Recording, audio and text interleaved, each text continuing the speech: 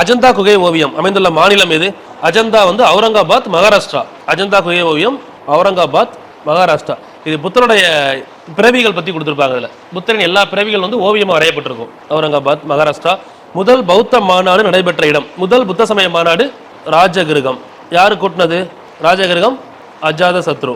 அஜாத சத்ரு யாருடைய சமகாலத்தவர்? புத்தருடைய சமகாலத்தவர். அவர் தான் முதல் மாநாட்டை கூட்டியிருப்பாரு, முதல் புத்த சமய மாநாடு. இரண்டாவது மாநாடு வைசாலி. இரண்டாவது மாநாடு வந்து பார்த்தீங்கன்னா வைசாலி, கூட்டுனர் வந்து காலசோகர். காலசோகர் இரண்டாவது மாநாடு. மூன்றாவது புத்த சமய மாநாடு எடுத்தோம்னா இவர் அசோகர். அசோகர் கூட்டின இடம் பாடலிபுத்திரம், அப்போ பாட்னா. அடுத்து பாடலிபுத்திரம், இப்போ நேம் பாடலிபுத்திரம். தேர்டு மாநாடு கூட்டினவர் அசோகர்.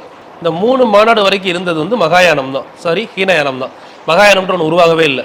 இது வரைக்கும் இருந்ததை பற்றி கேட்டாங்கன்னா ஹீனயானம் மட்டும்தான், அல்லது தேரவாதம். மகாயானம்ன்ற கான்செப்டே கிடையாது. சரிங்களா? இந்த பாடலிபுத்திரம் நகருக்கு அடித்தளம் விட்டவர் யார்? உதயன். பாடலிபுத்திரத்துக்கு அடித்தளம் விட்டவர்னு கேட்டாங்கன்னா உதயன். பாடலிபுத்திரத்தை கேபிட்டலா மாத்தினவர் யாரு?